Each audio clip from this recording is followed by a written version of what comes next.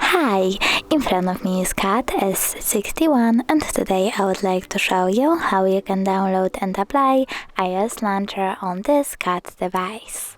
First of all, go into Play Store over here and type iOS Launcher in the search bar. Then you need to download this app from this developer and open it.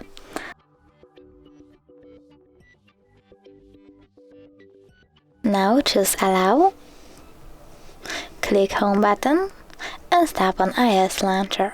After that, select Always and click Got it. As you can see, Apple layout was applied successfully on my CAT device.